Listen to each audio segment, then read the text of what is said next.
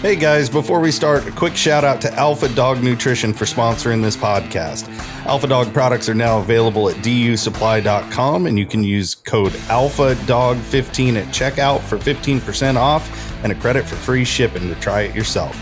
Now let's get you to your podcast.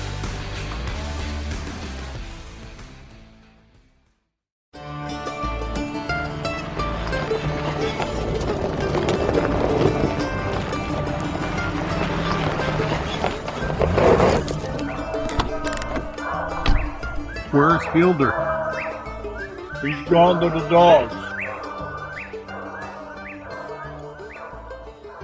Hey, welcome everybody. This is Steve Fielder coming at you one more time on the Gone to the Dogs podcast. This is just a bunch of coon hunters around here talking dogs. That's all this podcast is. It isn't fancy. It isn't high tech. It isn't cutting edge. It isn't trendy. And it isn't the bomb. It's just a coon hunters podcast. And I've got two for real coon hunters, as the late Timothy Ball would say. These are ragged-legged coon hunters, meaning that they've wore out several sets of Carhartt overalls and hip boots to get where they are. Maybe they have, maybe they haven't. I just made that up. But anyway, I am really excited today, as I usually am when I get a mic in front of me, to bring a couple of guys here that I've known, got to know really both these guys just within the last year.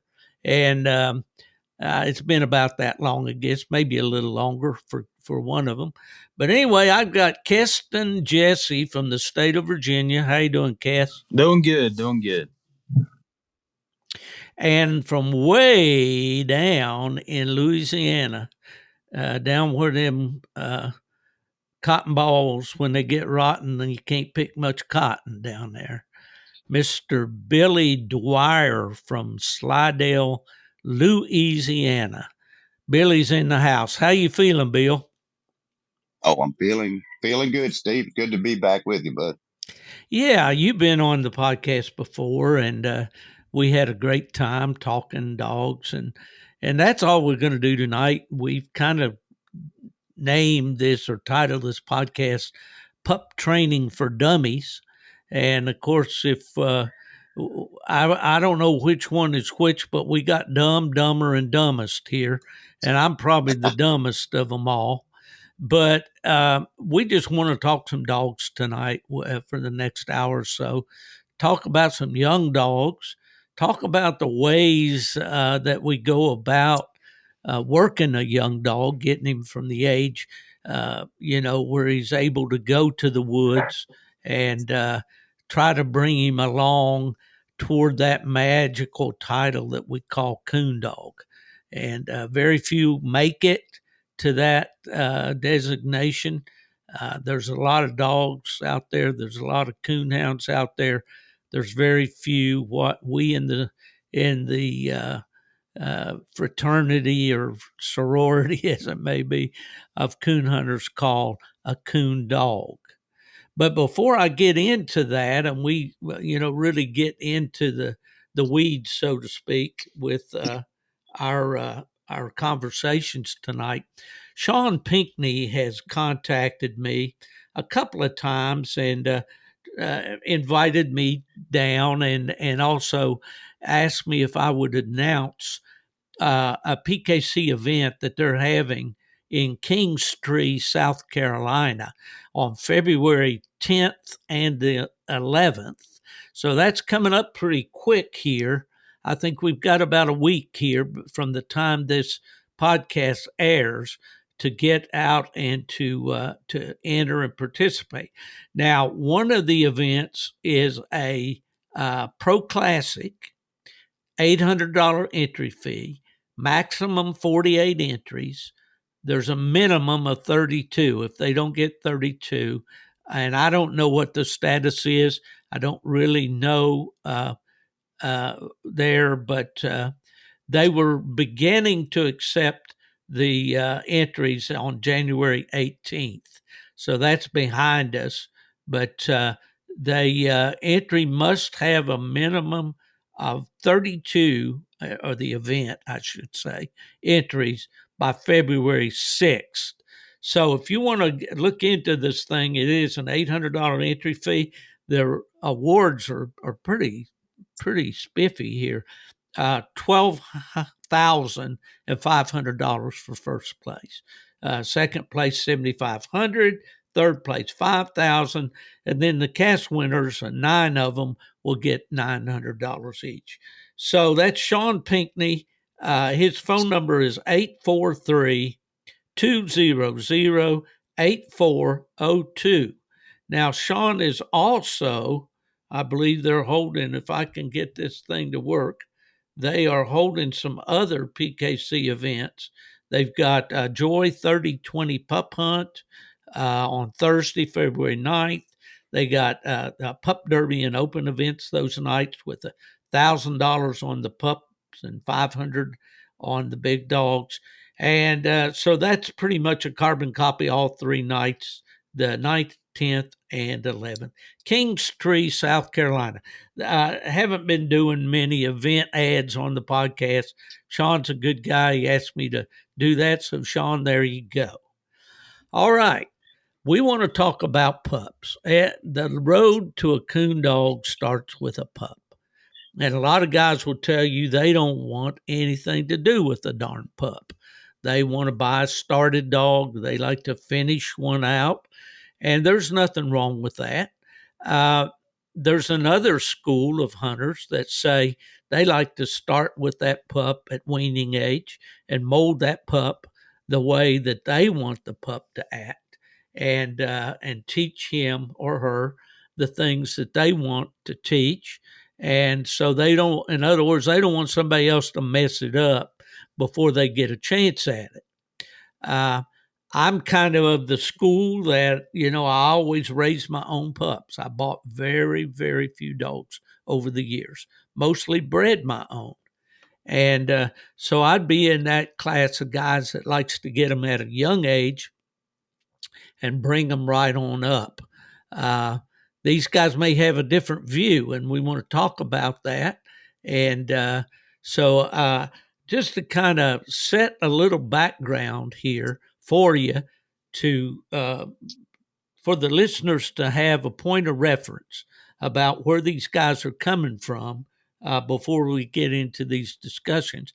I'm going to ask each of the guys to kind of express what they're working with right now, when they got the dog, and without going into a lot of detail about it, just a little background on what you're working with right now. Kesten, you want to go first on that? Yeah, that's fine. I got a 17-month-old puppy, and he's pretty much doing his own thing. I've had him since he's 3 months old, come from Randy Smith, Lone Pine Kennels. And then I got the Frogger female. She's go ahead. There's no problem there, Kesten. I was getting a clicking sound there. I don't. But we'll work on that. Well, okay. Go ahead. She's what is she now? About 5 months old. Fancy.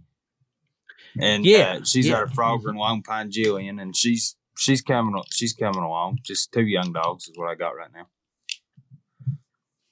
I see. So you're working with 2, a 17-month-old and a 5-month-old. Billy, what you got going on? I still got just Ruby. I got 2 right now as of now. But Ruby, she's 18 months old. Coming on pretty good. I've had her since a puppy, 8 weeks old. I got her from Michael Roseman over in Arkansas, and she's off of long range wood. And now Jay Bradmeyer's got the mama over there, so she's bred good and doing really good right now. Okay. We can get into all that if you want to. Oh yeah, well we're going to get deeper into it. Just as a point of reference, how many puppies roughly, Billy, would you say that you've started over the years? You have just a ballpark figure? Well, Well, I was out of it for a good while, Steve, as you know. So, but way back, let's see, from when I started in 85, somewhere around between 7 and 10, something like that, cause I mean, we wasn't into just buying puppies here and there. We got a puppy and we started that thing and we got pretty lucky. A lot of them made it. I mean, they did really good and we just we didn't go off and get puppies after puppies. We kept 3 or 4 old dogs at the house for a long time, you know. Uh, Most of them was my dad's. The 3 night champions, 2 of them was my dad's. One was mine. And I would lived in Mississippi at the time, and I was getting some puppies here and there that didn't pan out. So I mean, maybe right closer to 10, probably. Yeah. I'd say. Okay. How about you, Kess? I got out of it for a while too. I ain't hunted near songs, neither one of y'all, I'd say. But I started 2 or 3, but Clyde would be the first one I've started from scratch, as in not having another dog to hunt him with. I started him, completely by himself. Never had no other dogs to influence him, nothing like that. Whereas before, when I was hunting, I started some young dogs, but I always had an old dog to start a young dog. Yeah. I'm with you there. Yep. Same thing here, Well, in my experience, I always started my pups with an older dog, although I had things that I did with them by themselves. Go ahead, Bill. Yeah. What you said about that Clyde starting him, honestly, as long as I've been hunting, I feel like a rookie because this is the very, very first dog that I started by herself without an old dog. We've, for as long as I can remember, always took a puppy with an old dog. I mean, we did the same thing and it never, it was easy because if they went and they got taught out there. So this is very first one I've ever tried. Ruby's the first one I've took by herself. I've only had her with, 4 times, 5 times with another dog way back, but most of it's been right by herself. And it's a challenge. I'm gonna tell you right now, it's a challenge. It ain't easy. It's a long way around. But it's working out, Well, you think that I guess the way we look at coon dogs and starting coon dogs and the way the dogs are hunting now all seems to be different than the way it was when I came along. Back in my day, I'm 76 years old, so I'm old. My years of tramping behind a hound, unless I live to be like Fred Moran or Wimp Aaron or one of those guys, I'm standing in the checkout line, as my buddy says over in West Virginia. But that we didn't get too much of in a hurry about starting a pup until he was up past a year old, and a lot of times guys didn't get too worried about a pup until he was 2, if he wasn't doing too much. Of course, we didn't have a lot of game. And we did play games with these dogs, like laying drags for them. And back in the day, you talk about cage coons. Well, back in my heyday, I guess you'd call it, we used what we call a lead coon. Somebody in the club would have a coon in a cage, and they'd have a permit for it and have a collar on it.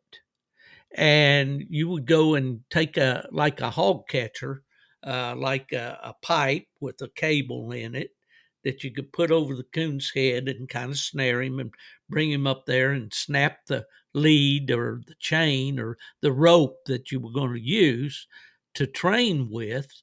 And you take that coon then and put him in some kind of a holding or transportation cage, and you'd take him out to the woods and you'd let the coon out on that rope, and he'd actually lay a natural track, and had a collar around him. And it was quite an art form to put a collar on a coon.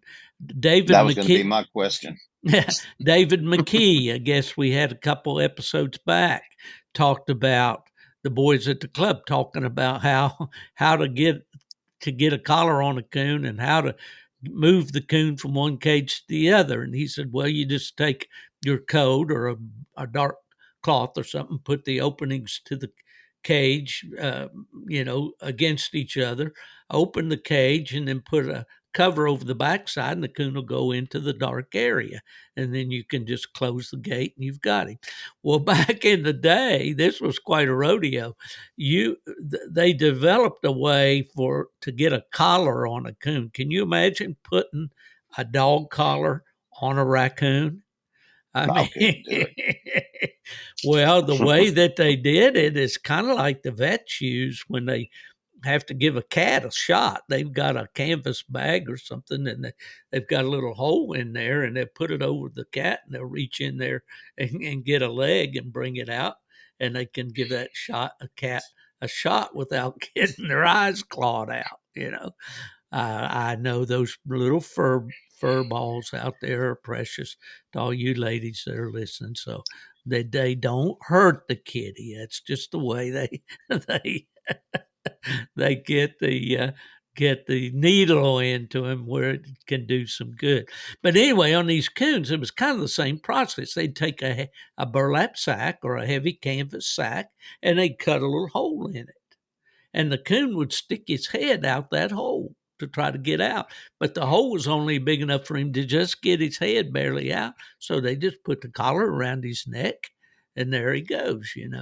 So those were the old days. But that's a whole big long rabbit path to tell you that back in the day, we played games with these dogs because we didn't have a lot of coons. Seasons were short, and we'd lay trails for them so they could tree it, and there weren't ample supply of raccoons, so that caged coon was a valuable asset to the coon club. Now, I know laws and all these things have changed over the years, and whether that's even legal nowadays, I don't know, probably not. But anyway, that's the way we did it in the old days. Billy?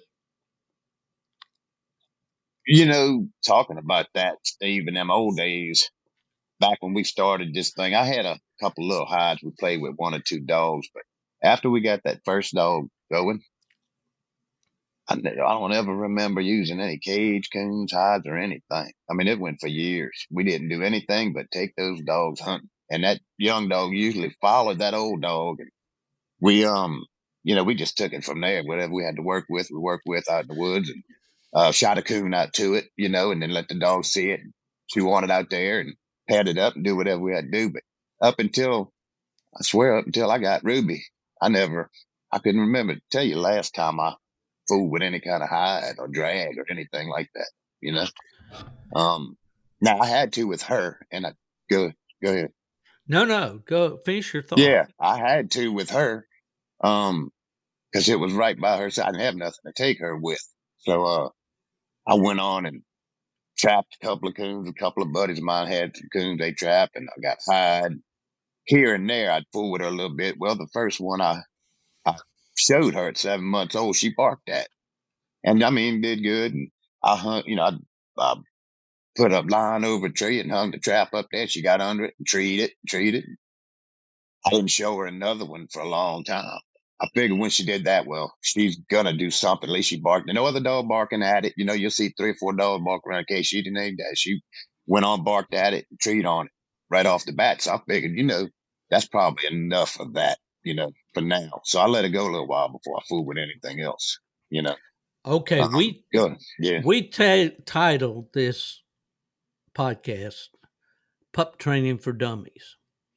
Okay, so I think we've got item number 1 that we can teach or we can pass on to the listeners out there that may be attempting to train a puppy today. Okay, and see if you guys agree with me. The first item would be, if you do use any kind of a visual lure to pique this puppy's interest, do it very, very sparingly. Exactly. It's okay to use it to introduce the dog to the game animal that you want to pursue. I call it programming a pup. I want my pups to know nothing but a coon. Now, back in the day, we had bear dogs, and we hunted bear and coon with those dogs. I don't have a pack of bear dogs anymore. I can't keep a pack of bear dogs. Therefore, when I go bear hunting, I go with somebody else who has a pack of bear dogs. My objective is to create a coon dog out of this puppy. So the only thing I want him doing, this is just my position, is I want him focused, programmed, if you will, on raccoons and raccoons only. So would you agree with me, Kesten, that that would be a good point number one, that we should keep the site work? Uh, and I could elaborate on this, but I want you guys to talk. I'll talk too much. What do you think, Kesten? Yeah, I think that's true. And that's like with Clyde. I got him, and I can't remember ever laying a drag for him at all. He's seen 2 cage coons, and the rest of it was just taking him places where I knew there's coons and walking him night after night after night. Then he got to where he'd run tracks, but he would never finish them. And I just kept taking him, kept taking him, kept taking him. And I mean, he figured it out himself. I didn't really teach him nothing. I showed him 2 cage coons and let him go to the woods. That's all I did. And I mean, if it's in him, it'll come out. What'd you say, Bill? I agree. It felt like to me after I got a couple of tried to lay a few drags, even when I didn't hang the coon up and I just put the scent on the tree for Ruby, she'd follow it and she'd go to it and I'd watch her, but it caused her to jump a lot. She get that she wasn't barking at all yet, so I backed off of the drags and stuff for a while. I did just like you did. I just started taking her to the woods, just walking her. She knew what a coon was. I mean, I did a few things in between, but I didn't do any more drags. I just started hunting her. I just started going, taking her to the woods. Now I can tell you this, what I did do. She wasn't going. I mean, it was a long time before she would even leave me. She knew what a coon was. I'd get aggravated. I'd leave the club, and my daughter would call me. How'd you do? I said, she just sat around and ate grass another night, and it's frustrating now. So I was leaving the club and I get down there where these bridges are in Mississippi, right by this marsh. And I mean, it was like a sign from God, I guess, but a coon darted right out in front of me and I rolled him. I didn't mean to. It was like one of them things. So I stopped and he kicked around there for a minute and I picked that dude up and put him in the back of my truck. And I left and went to another spot. And I said, I'm a fool with her with this coon in these woods. When I put him in the back of my truck, this first time she ever did this now, I threw him back there and I started to pull off and she went to cutting up in the back of the truck. She could smell that thing. And I said, uh-oh, something's switching here, And I don't know, she was probably 9 months, 10 months, somewhere in there. So I took her out there and she barked at that thing on the road and I drug it out there and I got her to treeing on it a little bit. And boy, I gave it to her and she got excited. And that was the last coon she saw for a while. So I'd take her and, same thing. Take her out there to the woods. She'd walk around a little bit out there, chew some grass and go off. And I'm like you, Kesten. I didn't have the coons. I got coons, but they not running across the roads here. This was over in a populated kind of area around the marsh. But where I hunt, there's coons just ain't running over top of each other, I mean, I can go on with where she went from there. Steve, if you want to, you got something else you want. Well, Kesten's got a point there, I think. Well, I was just going to say, basically, I think the biggest thing is show them 1 cage coon, maybe 2 cage coons, show them what they're looking for, and then take them to where they can find what they're looking for. Sort of set it up to make it easy on them to start with. That's all I did. And, before Clyde, when I was hunting and started a few pups, it was sort of easy. Had an old dog, turn them loose with it, and hunt them together till they start split tree and then single it out. That's how I always done it before. But Clyde, he was just a learning experience. Well, I think what's. Go ahead, Bill. I'm sorry, Steve. You know what's hard, like you're talking about, whenever you don't have that many coons where you're hunting, you can do a lot of walking. And when they range out, if they can't get on one right away, they come back. They're not going to go off hunting like an old dog would as a young dog just start. So, I mean, it's important to get them in coons. But when you don't have a lot, it's a lot of footwork. You got to take them off and go a long ways. Now, I'll tell you one quick story real quick. What I did during this summertime, what set her up, well, I, I sent her to Arkansas and she got exposed to some coons down there more than she did with me, but she's only gone about 3 weeks. Uh, Michael had her down there, did good with her and all, but she just wasn't ready to go. So I took her, and a buddy of mine caught a trap coon. This was after a long time. I didn't show her any coons, and I brought it out to the woods, and I just turned the coon loose. I didn't show her the coon. So when I took her out of the back of the truck, he was gone a while. She started barking and cutting up, and man, I'm excited because I'm like, boy, it's the first time she's ever done this. So I walked about where I took the coon and turned it loose, and she left there and opened on the coon and went down in there, and I knew it sounded like she located. I've never heard her locate before, and she located the tree. And I run through them briars. And I mean, I was scarred to pieces, but I got to her and she stayed there and she had that coon. So this is a start. Now I knew she was on her way. But what I'm trying to get to is during the summer, it was so dry. It was dust bowl dry. There wasn't a drop of water to be found anywhere. And there's a pond that you have to cross or go by going into my hunting club. And every day I'd go by and look in that pond. You'd think something would come down there and get a drink. I never did see anything. But this one particular night, I seen eyes at the other side of this pond. So I turned her loose on the edge of that pond and she went. And I guess she smelled it because she left. I'm like, okay, well, if she keeps going that way, she'll smell it. Well, she got down there and smelled that coon. And I said, out there where I hunt, these coons run. I said, boy, he's going to put her into a run here, I figure. Well, it wasn't very long at all, maybe 5 or 10 minutes. She treed. I said, oh, she done, I don't know what she was doing. So I went to her. She was only about 175 yards and she stayed there and treed on that thing and she had that coon. So that was actually the beginning of her starting to go. But she took her time doing that, but it's all in her time, not mine, you know? I'll tell you one thing real quick that leads up to that. And I was thinking about this today. I took her out there, and this is something for people to listen to, because I was a dummy. All right, you talking about this podcast, and I'm gonna tell you why I was. I took her out, and when I took her a bunch of times, and I was in an area I thought had plenty of coons, she would stand around, so I broke me a little switch. I didn't whip her hard or anything, beat her, but she'd come around me and I'd whip her. Boom, boom, boom. I'd pop on the butt, get on. She'd look at me and she'd go on. Well, I'll tell you what happened.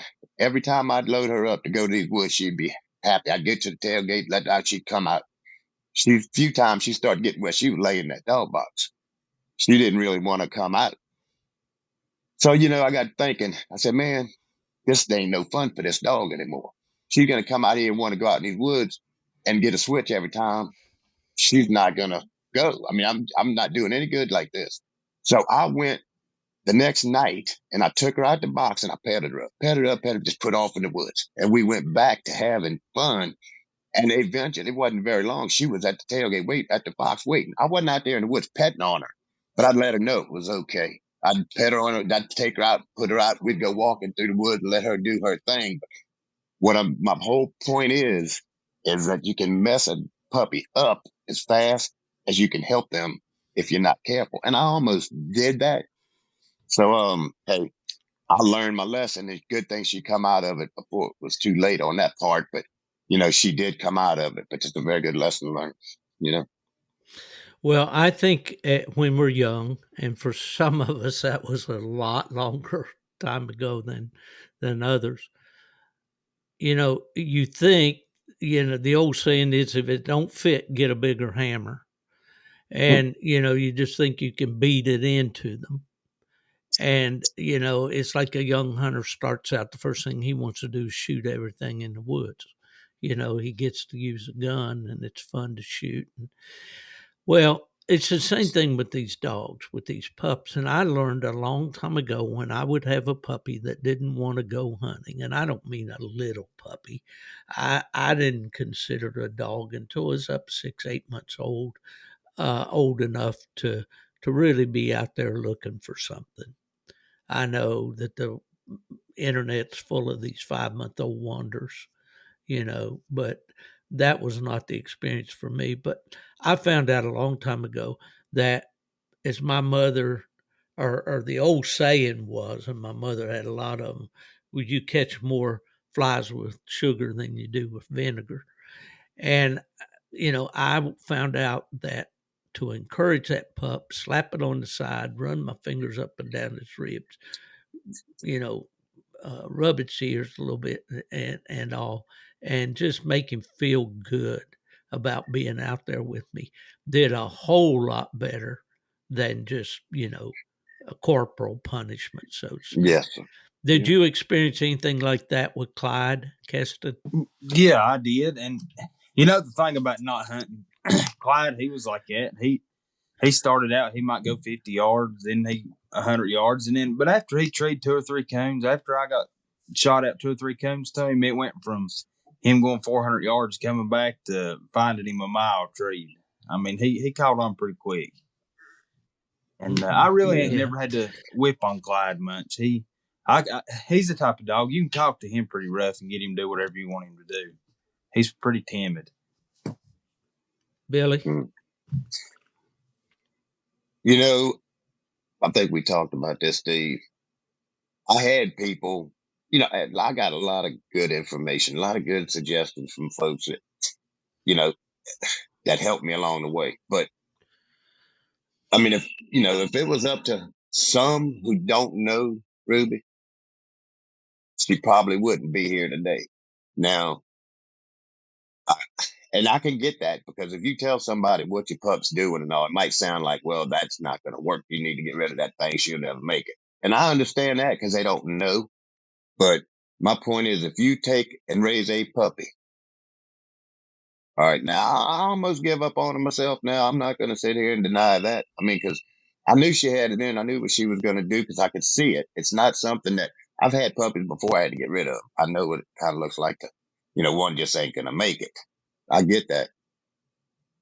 But when I raised that dog, and I could see the way she acted. I ain't never seen a smarter hound in my life. Now, I ain't bragging on my dog. I had a bunch of dumb dogs, and I had some that was smart, but this little jit had it. And I knew it. It's just a connection you make with a dog that you say, I'm going to keep going with this thing till she makes it. But I did wind up just keep taking her. And she does now.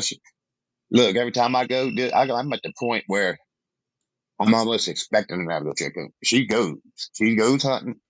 And I've had to go a mile before to get her off the tree with coons. So we at a point right now where we're having fun, and she's at that point.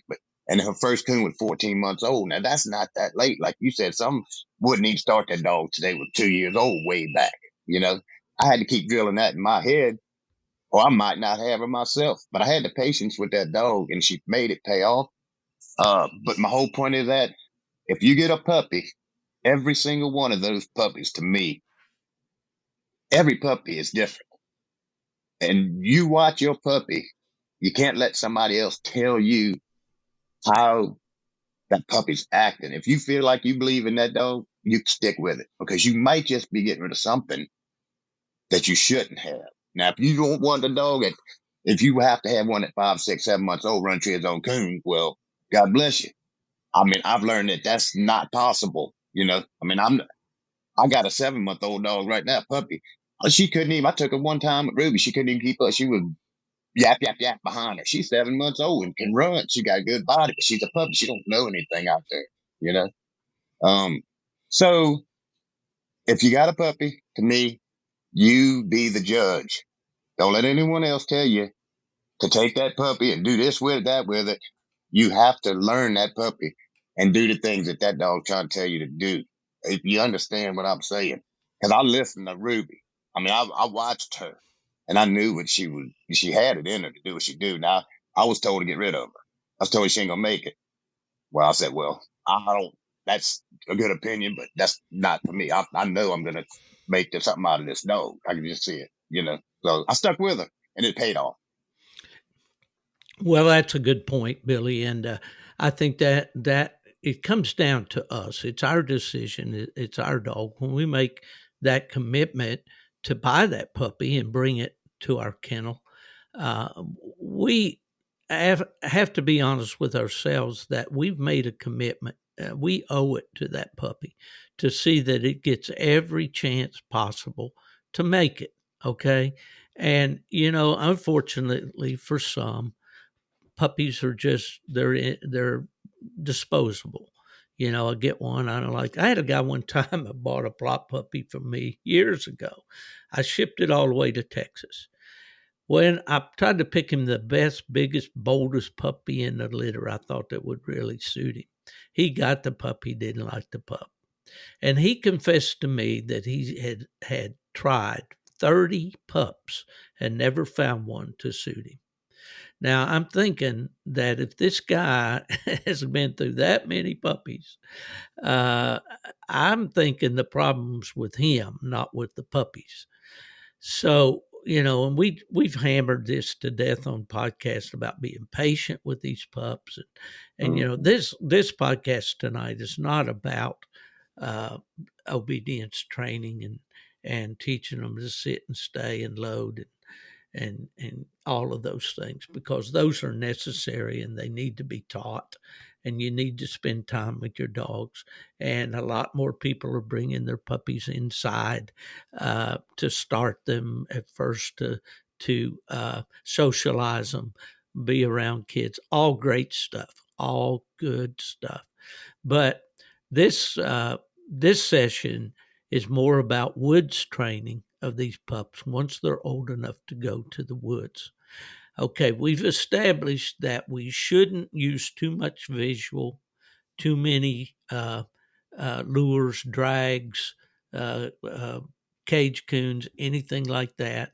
Show them once or twice. It should be a good place to start. Now, I think the reason I wanted to put you two guys together on this podcast is because I think your experiences are somewhat similar, but I'm sure there's going to be some differences. Both of you started out with pups and attempted to train them by themselves. Uh, Old school for me was always take them with the older dog. I thought of this point the other while ago when somebody was talking. We've got these pups nowadays. We want them to be so independent, you know, so we hunt them by themselves, hunt them by themselves. When I was younger, the idea is we didn't want a real independent pup. We wanted that pup to go with the older dog so it could learn something. You know, the most frustrating thing to be in southern West Virginia as a kid when I was young, where coon are extremely scarce and it be coon season, and you've got a young dog on that needs to know what a coon is. He needs encouragement around the tree and all this stuff, and your old dog trees a coon, and where is that pup? Nowhere to be found. Can't get him, don't know where he is. Back then, you didn't have uh, a tracking collar or GPS, any way to track that dog.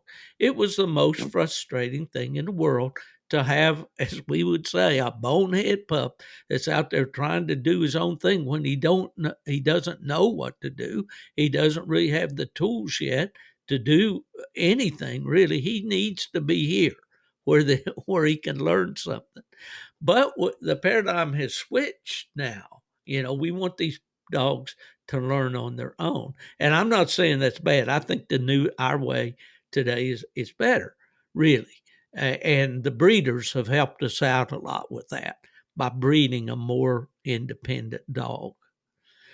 Kesten, just go over a little bit. Not you don't have to tell it night by night, but roughly how many nights did you take Clyde to the woods when he didn't do a darn thing? Quite a few, especially if you're talking about from the time I got him, because I'm going to say the longest Clyde has ever been in a dog kennel was probably when I went to Autumn Oaks, and that was, 3 nights? That's the longest he's ever been laid up. Every night I've had him, from the time I got him to now, he's been in the woods. But consecutive nights for him being up, he's never been in his kennel for over 3 nights in a row. And I'm going to say there's never been a week that he hasn't been out at least 4 nights a week. Yeah. Well, but what I'm saying is, though, what I want you to share with the listeners is those nights that you went when there was zero return. Okay, well, Zero. From the time he was 3 months old to he was 10 months old, he didn't do nothing. I mean, nothing. He treed his first coon when he was 10 months old. And then when he first started treeing coons, he wasn't treeing them consistently. You know, he might tree one a week. But I'm going to say, I'd be afraid to say a lot. There's been a lot of nights I've been out there and he ain't done nothing. A whole lot. There's been a lot of nights that I've thought about getting rid of him, just to be honest with you. I like to think I got patience, but he still aggravates me a lot. Just some things he does. Well, I guess the point I was making is not that he's still aggravating you or anything of the nature. The point I wanted to make is that when he was a puppy, you were out there and you walked with him when, he would just either walk along with you.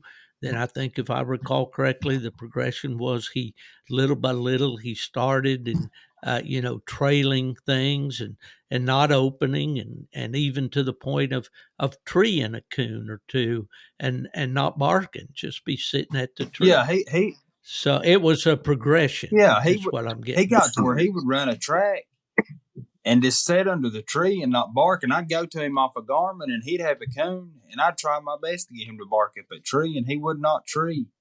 And I did use another dog for that. I had to make him jealous to get him tree. And he got in there sitting under them trees and I took a dog and let it tree. Well, he actually treed the coon and I took the other dog in there and let it tree on it. And I tied Clyde back and I shot that coon out to that other dog and never let him touch it. And then it was the next night when he treated his first coon by himself. And, but yeah, there was a lot of nights. I remember nights that I'd walk around. There's a creek that I hunt on and I could walk up and down that creek. And I actually seen a coon one night swim across the creek. And when that thing swam across that creek, I walked him straight up through her. He's probably 5 or 6 months old. And I'll never forget, I was so aggravated.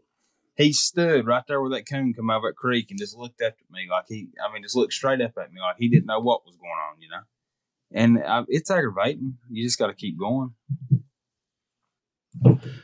What's your experience, Billy? Well, I'm with you on that.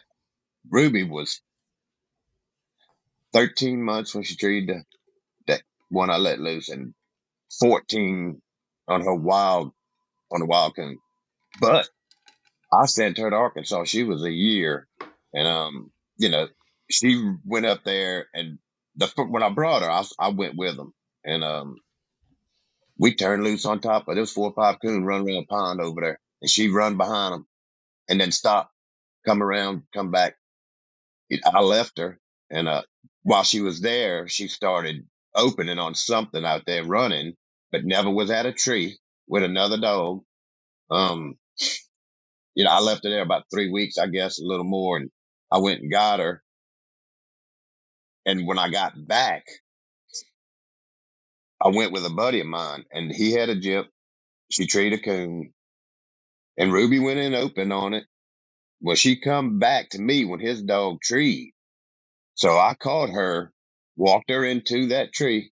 We shot that coon out. I didn't give her any of it. Now she's coon crazy and she went absolutely ballistic. I thought she was going to break the lead, but I still never gave her any of that coon.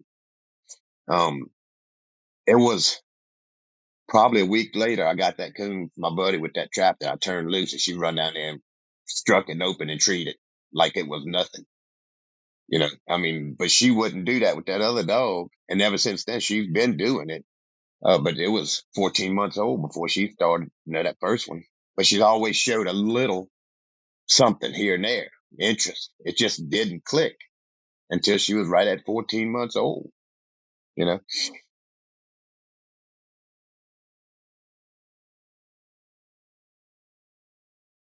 Go ahead. We touched on this just a little bit earlier. The word came up a time or two. Jealousy, or making them jealous. Jealousy is more and more a term that is used in coon hunting, and guys that are trying to train coon dogs or describing the performance of coon dogs.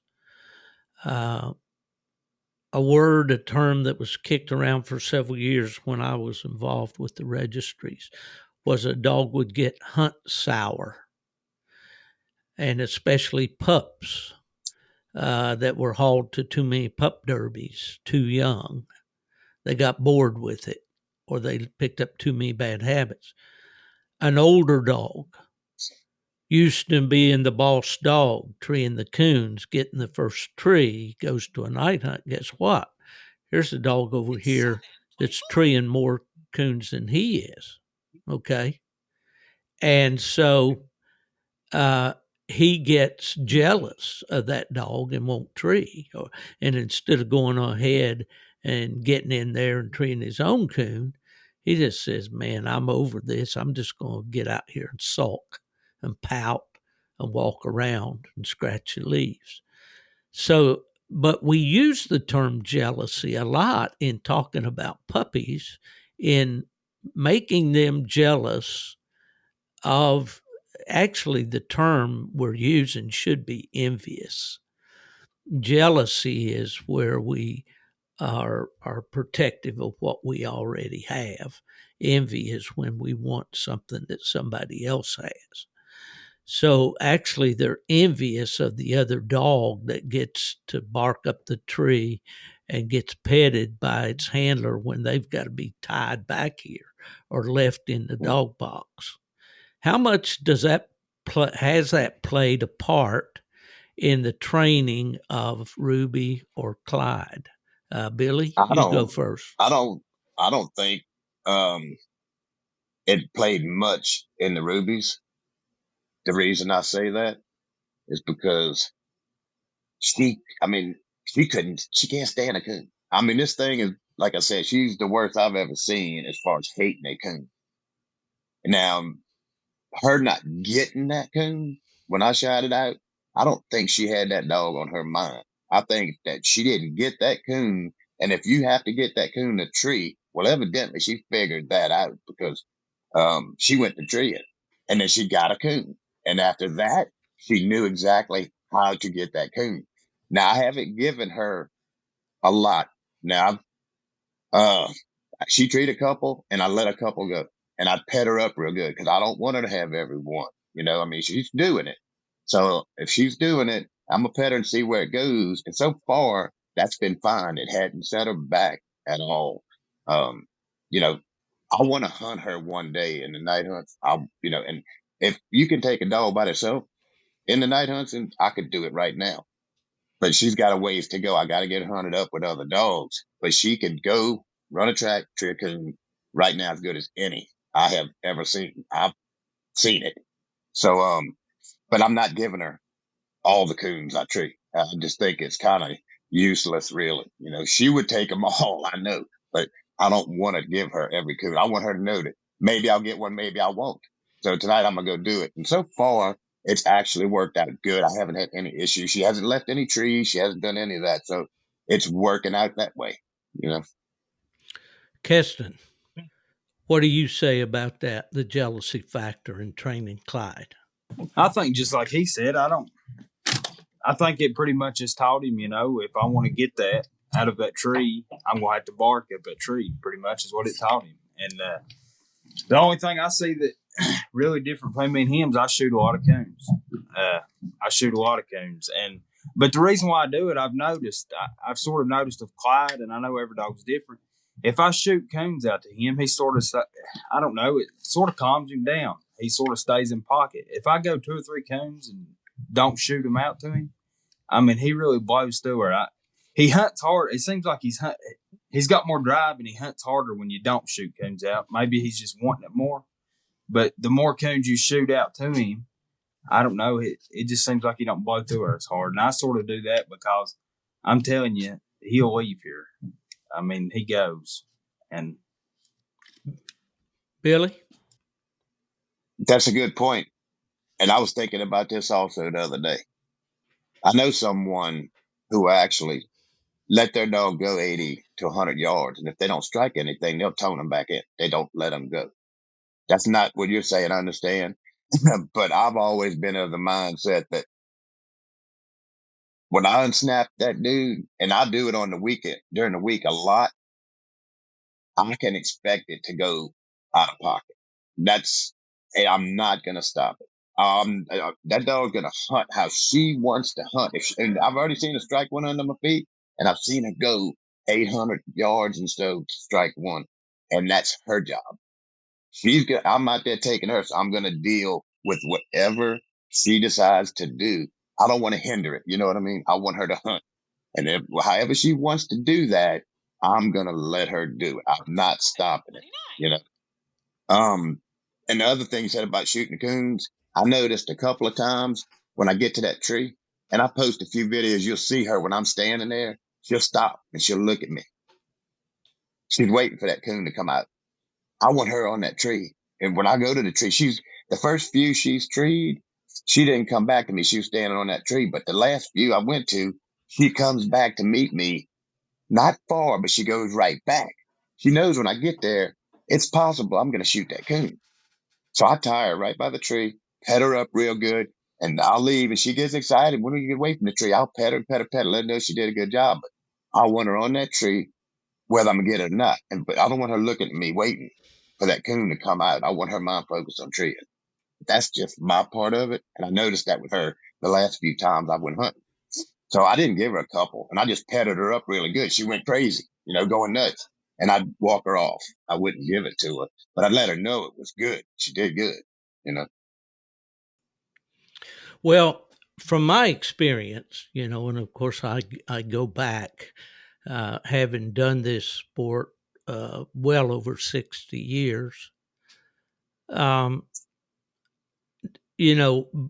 of necessity, we could not give a dog a lot of coons when I was growing up. When we trained a dog, if he was a dog that had to have a lot of coons, then he would have never made it under our program because we simply didn't have them to give. And, I can remember, and I've mentioned this on the podcast before, a dog I had named Bronco. He was really my favorite all-time dog. He was a plot dog. He was 6 years old when I went to UKC to work, moved to Michigan. When the year that I made Bronco a night champion, I killed a coon to him on the last night of the coon season, which was in February. I hunted him in night hunts through that spring and summer and into the late summer, and he never had his mouth on a raccoon. At that time, he was about 3 years old because I didn't start him on coon until he was about 3 years old. He was a bear dog. So anyway, and then we treed some coons, and there was more than one up a tree. And I put one down to him, and I think it was right about the beginning of season in early October in West Virginia. So, I became a prophet of this idea that a dog, if he's bred right, doesn't have to have raccoons. Other people will say, well, it depends on the dog, and I will tend to agree with them. Some dogs need coons. Other dogs don't need coons. Some dogs, you give them too many coons, it makes them crazy, makes them goofy, makes them want to go back to trees, makes them want to slick tree. I saw a young female, and we were hunting in eastern Ohio. We shot several coons that night, and she was just walking around through the woods looking up in the air waiting for a coon to fall out of a tree. I mean, so it goes, the full gamut of all that. But I'm not a proponent of saying you've got to kill a lot of coons to a dog. We reward the dog? Yes. And when the hunting seasons are in, that's why we have a hunting season, to kill game. And it's fun. And we go to White River and we shoot coons. And I loved it much more when I got to skin that coon and sell its hide, not because I got rich by any stretch, but because there was a worth, a value to it, besides just the fun of it. But killing a lot of coons to any young dog, to me, I think, is counterproductive. Although there are some that seem to thrive on it. What do you think, Bill? I agree with you. For one, if I killed every coon that I freed, eventually where I hunt, I won't be striking any coon. I mean, I don't have them like that here. I mean, now when that game management opens up over here, it's like 2 months in February and a month in October. It's the only time we go. Now I don't mind. But if I did do that, I'd have a hard time striking coons. They just ain't. We have coons, but they're not that plentiful. I couldn't do it. I mean, I would just be what you say, you know, chopping off my mouth to spite my face, I guess you'd say. I wouldn't be able to go hunting. I Yeah. just wouldn't be able to do it. So, I mean, I'm not going to shoot every coon because that's my sport. Plus, I have nothing to do with the coon. I can't sell it. Nobody, I tried to even give the last couple away and nobody would even take it. So I got a wasted coon. I mean, I just feel like if she don't need it, I'd rather not shoot it, Mm-hmm. you know, as long as she's doing that job. And Kesten, real quick, back to your point, and I'm not saying what you were talking about, your dog blowing out of the country. That's not a bad way to do things at all. Actually, it could be a good thing depending on where you hunt. If you can train your dog to do that and you do that, everybody's different. That's more power to you, buddy. I just feel like if when I cut mine loose, I want her to do what she's going to do. If it takes her that far to go get one, then go. And so far, she's been a good ways to strike, but I don't want to hinder her. You know, I don't want her to get every time she might think I got to get back. I just don't want to fool with her. When she's turned loose, I want her to go where she wants to go, how far she wants to go. Sometimes it's close and sometimes it's not. Uh, that's up to her. I don't want to fool with her, but I'm not saying what you was doing was wrong.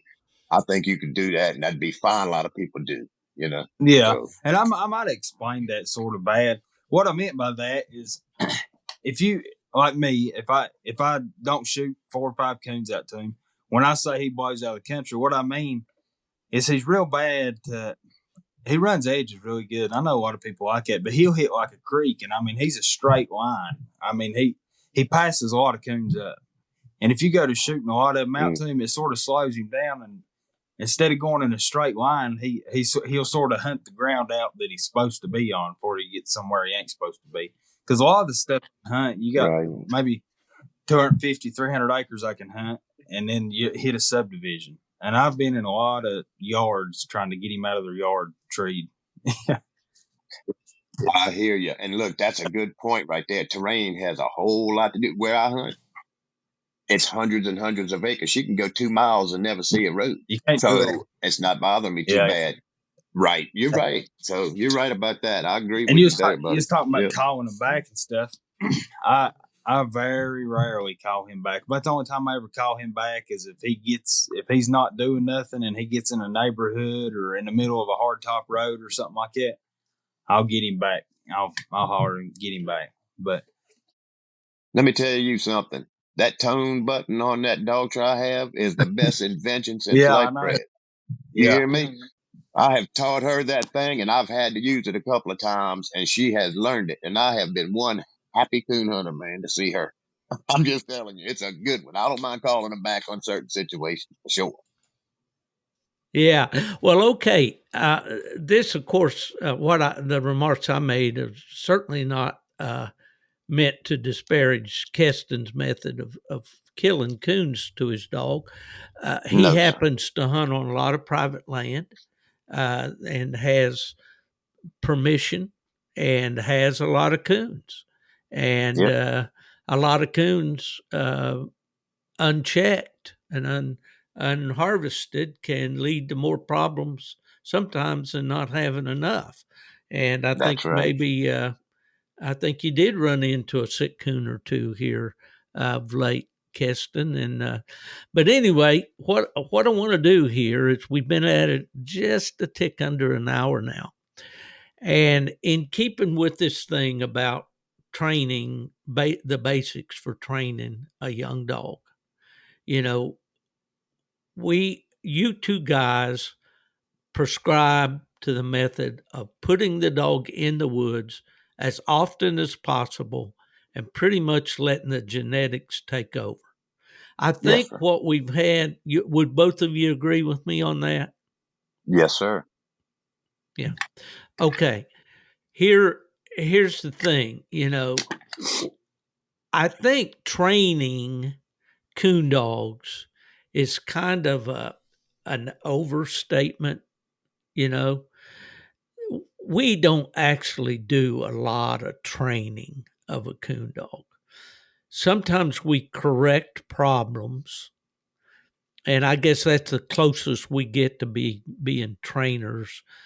Other than what obedience training we teach them when they're young, we've learned that tone button is a very valuable tool, especially when you need to get a dog back when it's getting near a highway or getting onto a property where it shouldn't be. And it's a great invention, and God bless the man that created it. And I'm definitely not in any way in favor of doing away with these tools that we have available to us, because I have spent literally weeks looking for dogs in the mountains of West Virginia. So anyway, that being said, so both of you basically have prescribed this method as I see it, and you correct me if I'm wrong. Get a well-bred puppy. Teach the puppy the basic things. Socialize that puppy. Take them. If you have children, kids are the best thing in the world for puppies. Get them used to everything around them. Take them out in the daytime. Let them learn that a butterfly is something, and so is a box turtle, and so is it fun to cross a creek, and all of these things. And what I call, let all the new stuff go away before you get serious about directing that pup's attention to the one single thing that you want it to do for the rest of its life, and that's run and tree raccoons. So, in a big old flamboyant way, that's saying, socialize the puppy, then start taking it to the woods. And I think both of you now, Billy, you didn't start taking Ruby to the woods as early as Kesten did with Clyde, I don't believe. How old was she when you first started taking her out by herself? Well, I started walking her, Steve, in the woods when she was 3 or 4 months old. I mean, But just that, walking her around, getting her used to walking and jumping logs and doing the whole thing. I did that a lot, quite a few times. but that was And usually daytime, or was that at night? yes. Well, yeah, Mm-hmm. that was daytime. Right. Nighttime, she was, she was probably 8 months old, between 7 and 8 months old. I started taking her out at night, let her walk around, get used to my light and all out there. Okay, Kesten. Now with Clyde, I believe you got him. It was in the fall of the year. I remember wintertime, and you were just going for walks with him, mostly at night, wasn't it? Yeah, I don't think Clyde's ever walked through the woods in the daytime. I really don't. I remember from the night the day I got him that week, I'd take him out there and walk him around in the dark. Yeah. Well, mainly your job, though. You have a lawn care business, landscaping, and all that, and you're working during those daylight hours. Billy, when your position, you've got afternoons pretty much Right. available, don't you? But Yep. but anyway, so that those fundamentals. Then you start taking them by themselves. You took them into areas where you knew there were coons, and you had to apply a lot of patience with both these dogs, because neither one of them started off just immediately like a house of fire, did they? Steve, you say patience. You said a mouthful. I would go out there, you hear me? And look, I'm, for one, am no dog trainer. I am not a pup trainer. I mean, I know the basics and I can kind of get by for sure and train a dog. I don't train puppies. Like you said, you take them out and let them do their thing. But my daughter would call me when I'd leave where I was hunting. And she'd always ask me every night, how'd Ruby do? How'd Ruby do? And I'd tell her nothing. She walked around, ate grass. I'm not even going back tomorrow night. I mean, this is frustrating now. And she goes, yeah, sure. Well, she knew me better than anybody, but I'd go back the next night. I'm a 30-mile trip. I don't walk across the street to go hunting. It's 30 miles or 25, 30 miles every time I go. So I was doing every night. But it is one frustrating deal. If you don't have some sort of patience at all, it is definitely not the thing to try to take a puppy and do it. And I brought out patience I didn't think I had, I'll be honest with you, you know, but, it's, not easy. It dang sure wasn't easy. I mean, I'm not going to lie and say, oh, everything's all hunky dory. And right now she's doing good, but I'm still working on things. But what I told my daughter is she can't learn anything standing around me. There's nothing I can do. But once she starts going running and treeing, I'll be able to pick up on things that she's doing that I might be able to correct. Coming back to me from the tree or running trash, whatever. But as long as she's standing around, we're at a standstill. You know what I mean? That's just useless. So once she started going, then I could kick in some of the things I knew on how to handle situations she was putting herself in and myself. Does that make sense to you? Oh yeah, absolutely. What do you think, Kesten? Yeah, it makes a lot of sense. And I mean, you just talking about having a lot of patience to start a puppy. Clyde's 17 months old, and it still takes a lot of patience. He still does a lot of things that Exactly. me. I mean, it still ain't over. He's still. I mean, Nope.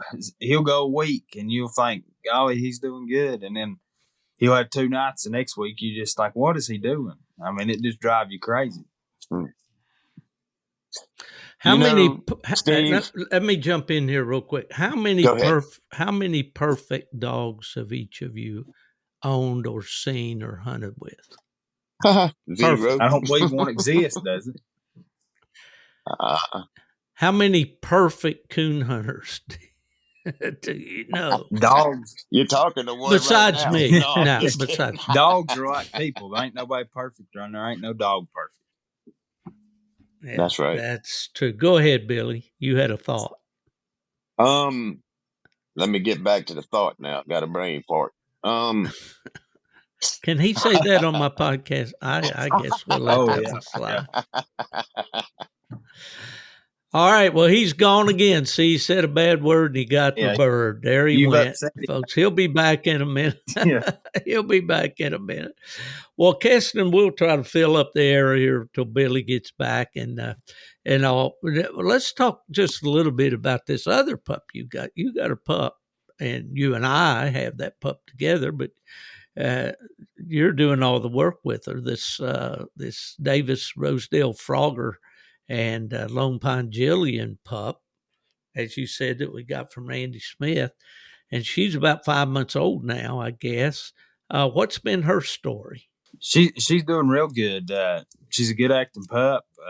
I ain't never seen a 5-month-old puppy leave the way she'll leave. I mean, she'll go hunting. She don't really know what she's doing, but she'll go.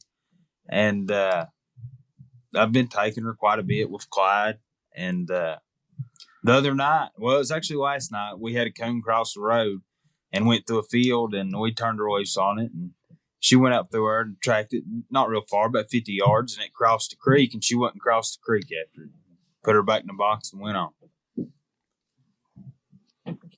Yeah, well, that's been her thing from the start. Now, she's been one that just has never been afraid of the dark, has she?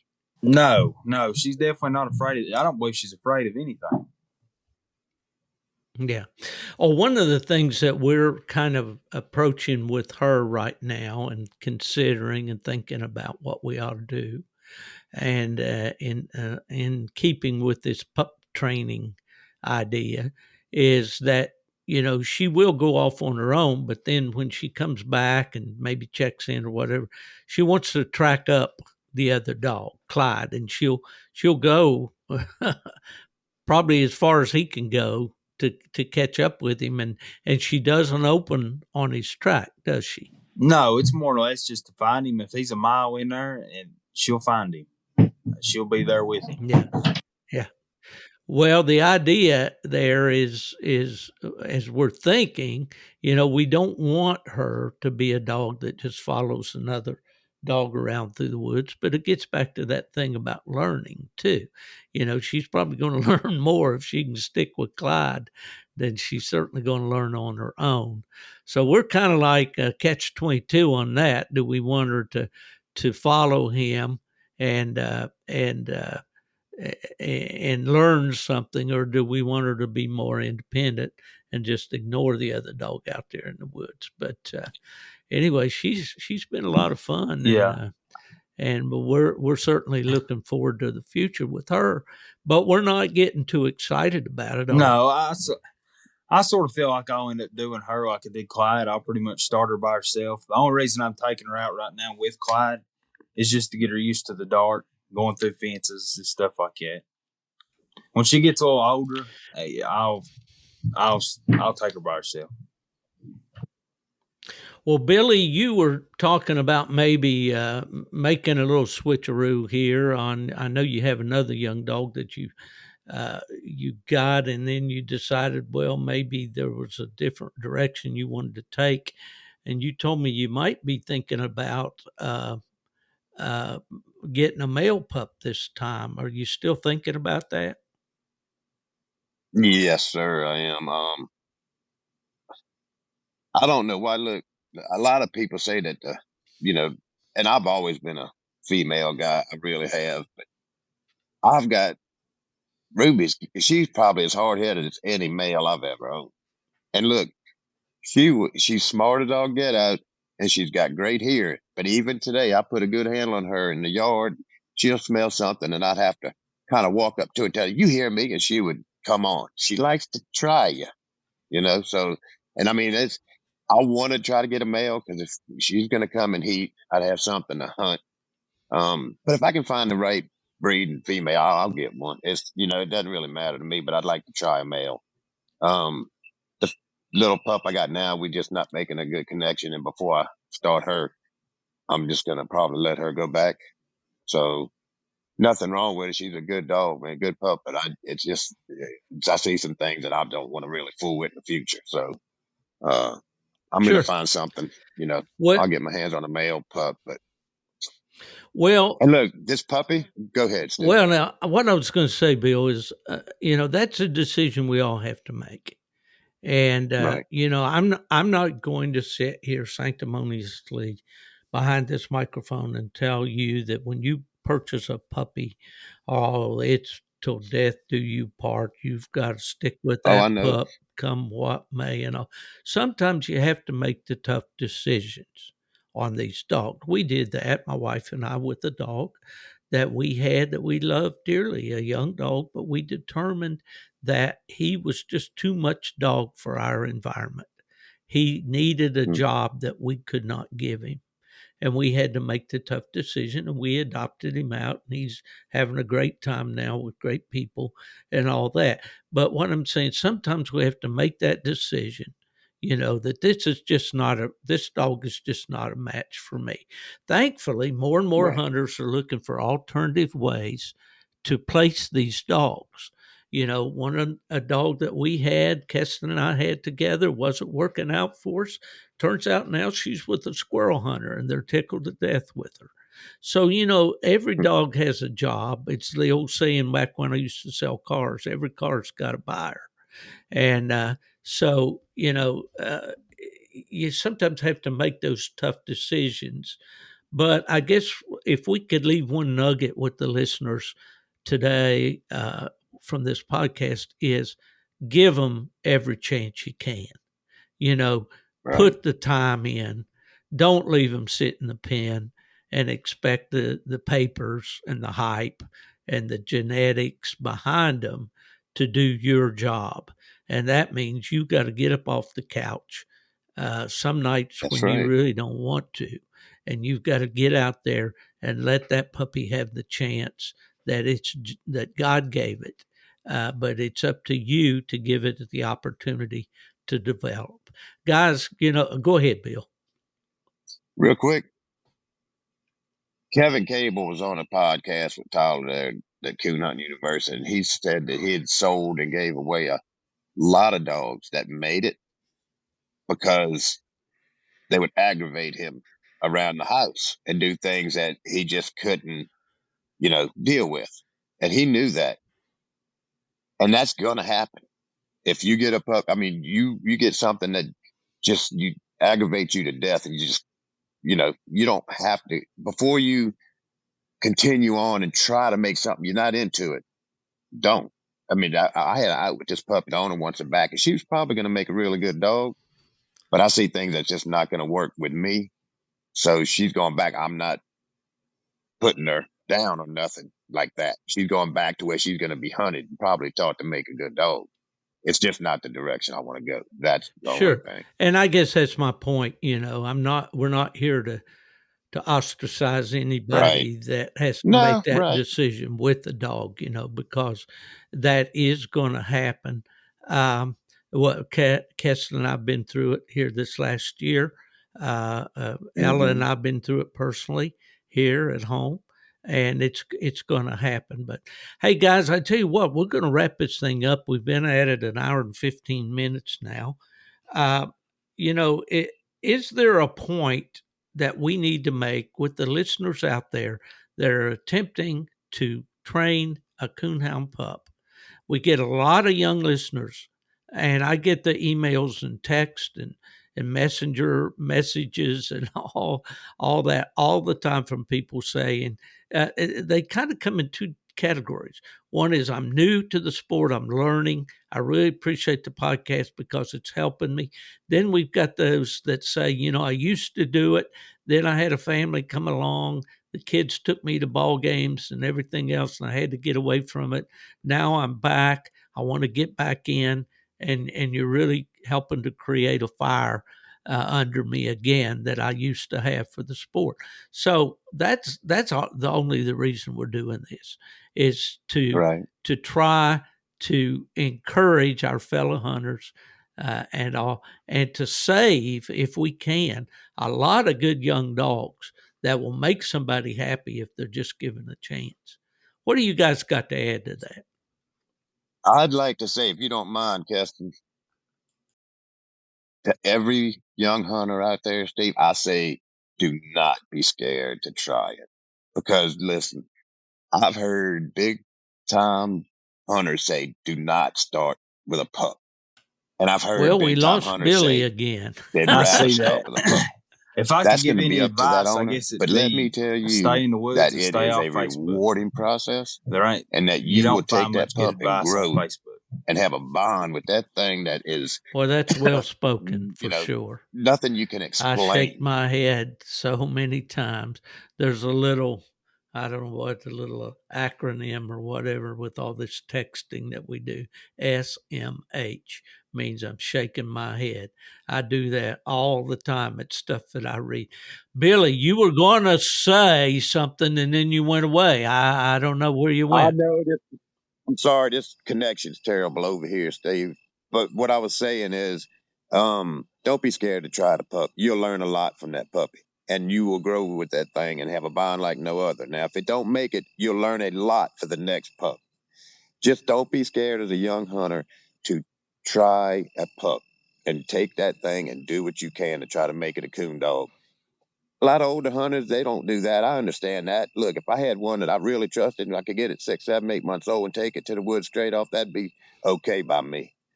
I like to fool with puppies. See, Ruby got this connection. I wouldn't get rid of that thing for nothing. Right now, she looks to me. So it's kind of like my child. And so far, she's making me happy.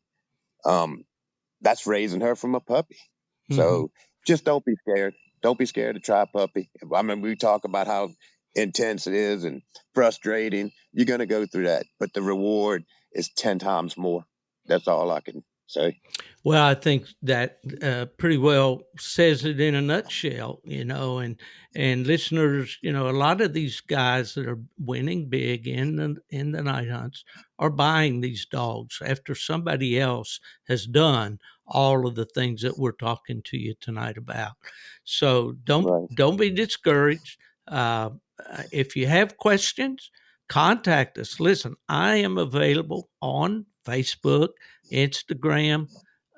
You can get me at Stephen, STEPHEN dot Fielder, and I'll be more than happy to reply to your question if I don't know the answer. I've got a pretty good network out there of hunters that have answers, and we'll do all that we can to help you guys. I want to really tell you how much I appreciate you coming on with me today in this segment that we've called Pup Training for Dummies.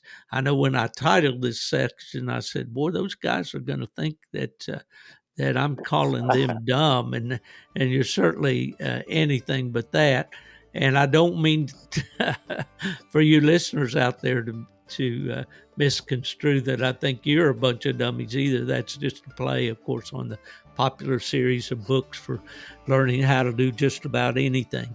But it's been a great visit with you tonight, and we want to thank you all. We want to thank especially W Hunting Supply, Buddy Woodbury, Jason Doobie, all the folks out at dusupply.com who make this podcast possible. And we want to thank them. And like I say every time before I sign off, if you're looking for me, well, the first place to look is out there in the woods somewhere, because I've probably gone to the dogs.